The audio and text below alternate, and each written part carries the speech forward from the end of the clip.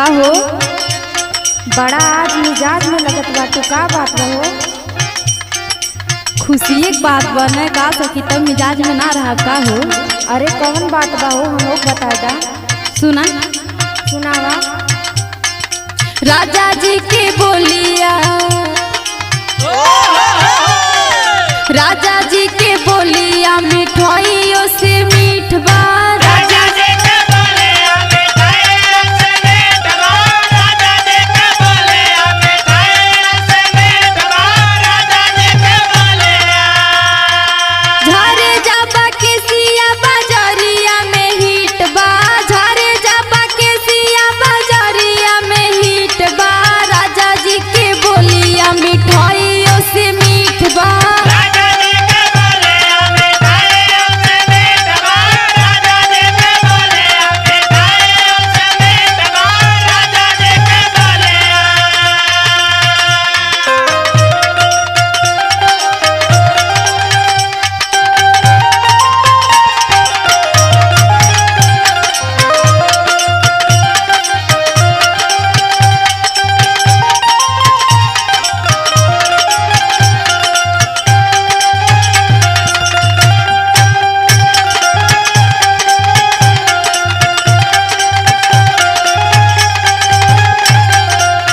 कहो सखी, वो इतना नीक लगले हो। हाँ हो और सुना। सुनावा। रह गईनी न के हो बोलिए पे सखिया।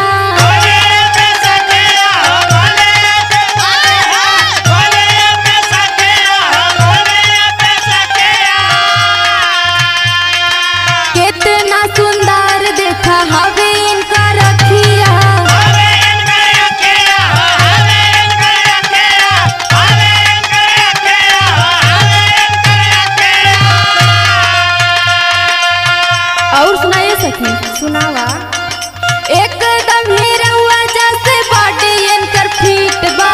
एकदम हीरवा जैसे बॉडी इनकर फिट बा।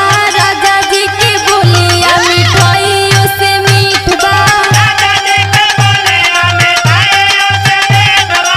राजा जी के बोलिया मिठाइयों से मीठ बा। राजा जी के बोलिया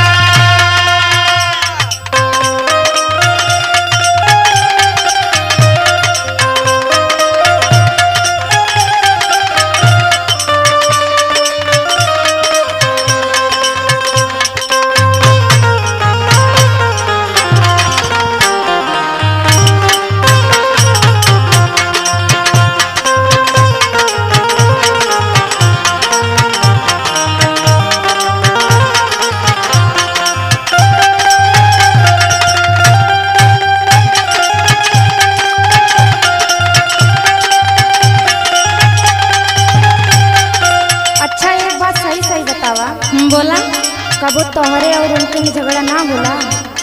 ना हो। अच्छा सुना। सुनावा। काबो मोर बाला मुआ ना मारे गोरिया।